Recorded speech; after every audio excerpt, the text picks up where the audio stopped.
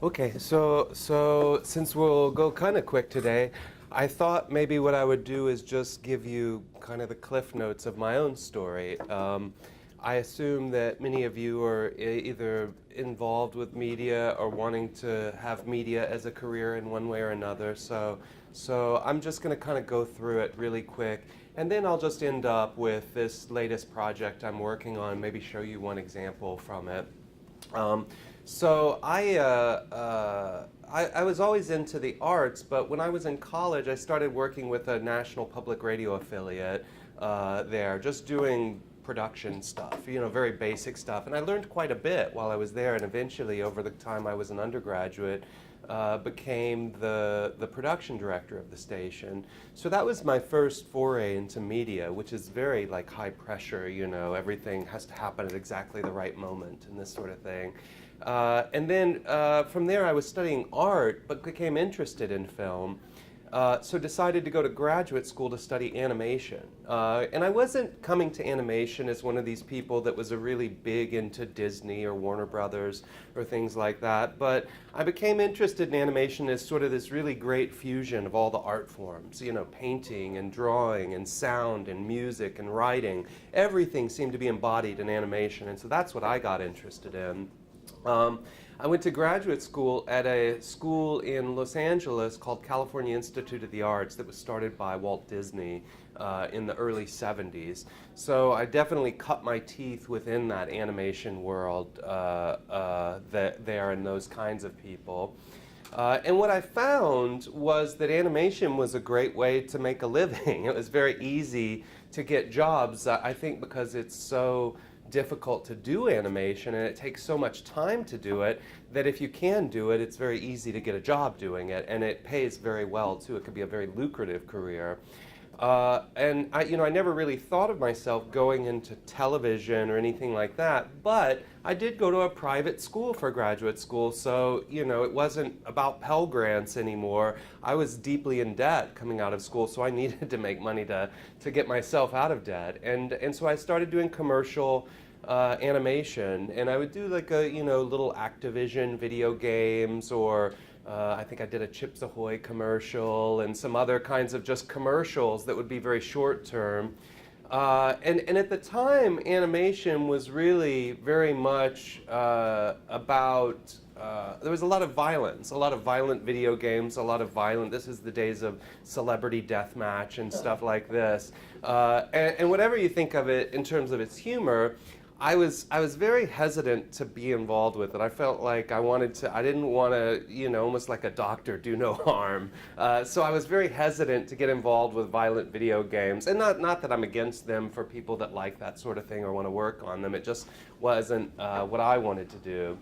So I ended up meeting some people from Nickelodeon that had this show that was just starting up called Blue's Clues, a show for very young kids, 2 to 5 year olds, preschoolers. And they asked me to come animate on the show. So I went to animate on the show, not knowing very much about it. And then it was only a couple of weeks after I had started where I told my mom I had a job and told her what I was doing, and she got very excited about it. And then I found out that it was like this really big deal for a very young kid. So for several years I did that, and really became quite popular with a lot of mothers and fathers of 2-year-olds.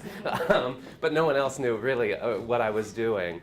So I was living in New York City, and I think this is an interesting part of my story. I didn't like particularly living in New York City. And so what I did was I was going to move back to Texas, where I'm originally from. And I've always been pretty easy to get along with. I play, I'm a team player. I'm friendly with people. I try to do my job and then stay out of the way. I don't tell people how to do their job, and I always try to be a pleasant person to work with. And it really paid off for me at this point, because when I was going to quit the job and move back to Texas, Nickelodeon asked me to continue animating from Texas on the program. And so I did that. I moved back to Austin, Texas, and I animated that show for Nickelodeon for like another 6 years or something. And I just did it out of my house. And of course, you can imagine getting a New York salary and living in a place like Austin, Texas. It was very good. Yeah, no, I paid off my student loans. It was very good for me. But, you know, I didn't want to be in animation forever. I eventually wanted to go back to academia and be a professor and make films, my own films. So I did that at some point, teaching for a while in North Carolina at a university there as part of the UNC system, and then moving to Northwestern University in 2007, where I've been teaching since then. My own work is often much more sort of experimental, much more theoretical in the sort of things I do. I won't concentrate on so much of that today.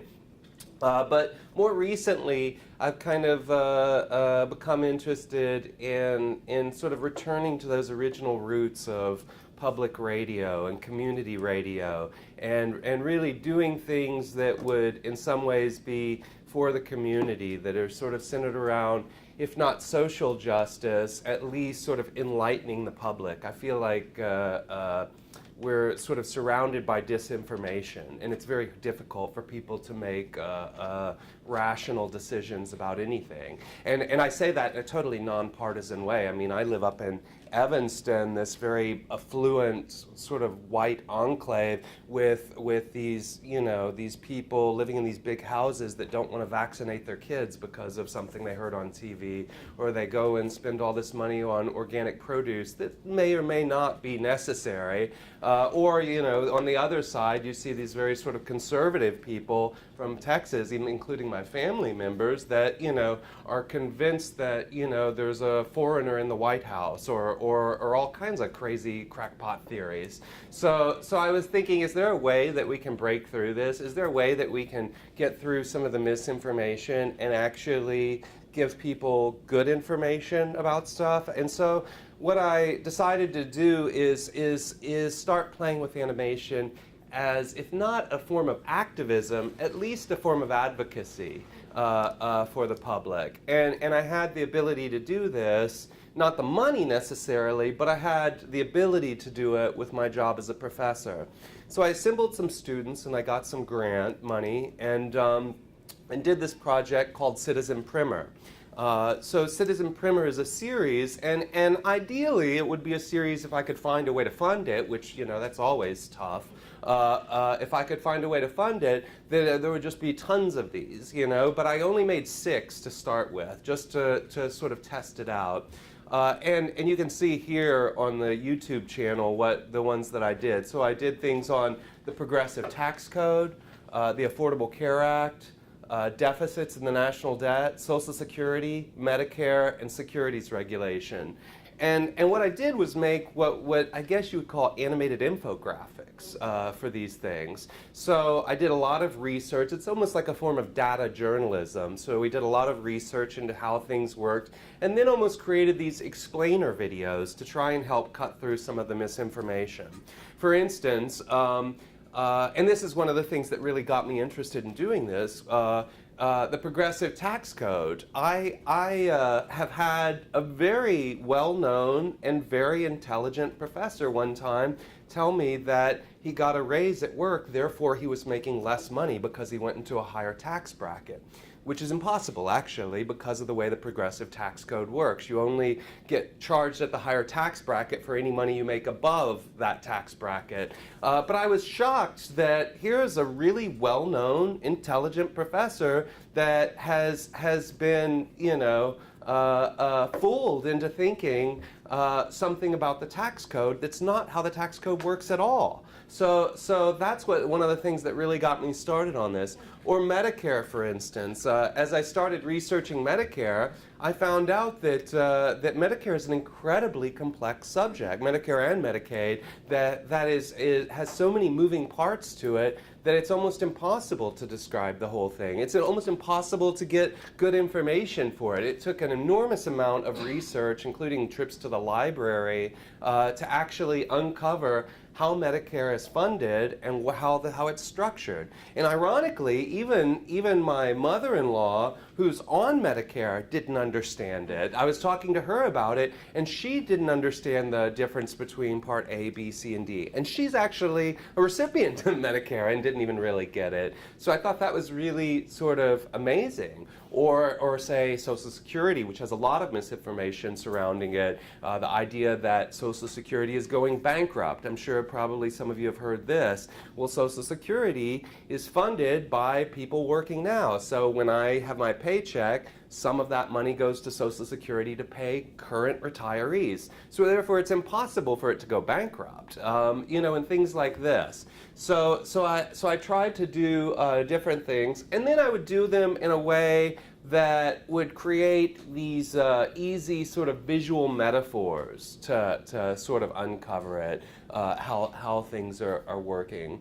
So anyway, maybe I'll show you one of these, and then we can talk a little more. Or I'm happy to answer any questions about my own career or anything you have questions about.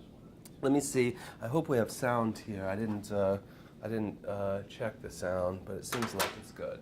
Okay, let me. Maybe I'll play this one.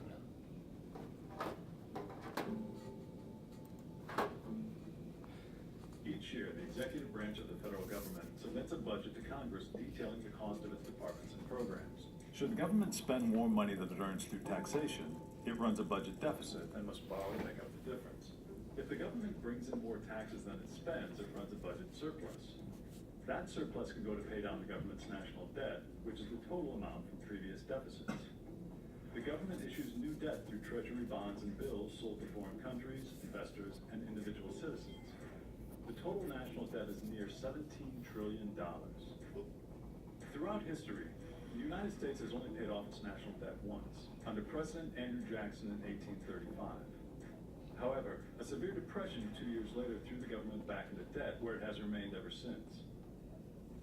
More recently, the largest deficits have occurred either because of severe economic downturns, as happened during the Great Depression and the 2008 recession, or from tax cuts enacted under the Reagan and Bush administrations. Opponents of deficit spending compare the government to a household, claiming that a household shouldn't spend more than it makes. There are, however, many beneficial instances of home deficit spending. Home mortgages make it possible to eventually own property. Taking out student loans can lead to a rewarding career, and taking a car loan can allow a worker to travel to a higher paying job. This is true for the government as well. The social programs of the 1930s and the vast amounts of military spending during World War II are credited with lifting us out of the Great Depression and winning the war. Neither would have been possible without deficit spending. In fact, requiring a balanced budget can be very detrimental in economic downturns when the government needs to intervene to stimulate the economy and labor market, or in a time of war when the country is facing an existential crisis. Too much deficit spending can be problematic over the long term. The accumulated interest payments can severely hamper the federal government's ability to function. To prevent this from happening, Congress created the debt ceiling in 1917 to put a limit on the amount of debt the federal government can issue. Since then, it has been raised over 95 times, both to accommodate more debt and to account for inflation. Throughout the history of the United States, many significant reductions of the national debt have been followed by economic downturns. Projections for the debt growing or shrinking change rapidly and are intimately tied to the unemployment rate and the overall health of the economy. As more people begin working, more taxes are collected and deficit projections go down. This low unemployment then stimulates the economy, because so many workers are receiving a regular paycheck to spend at the grocery store, the hair salon, the hardware store, or various other establishments. At the moment, the best practice for the deficit appears to be framing the budget around the realities of the current state of the nation's economy, while finding a long-term means to lower the debt for future generations.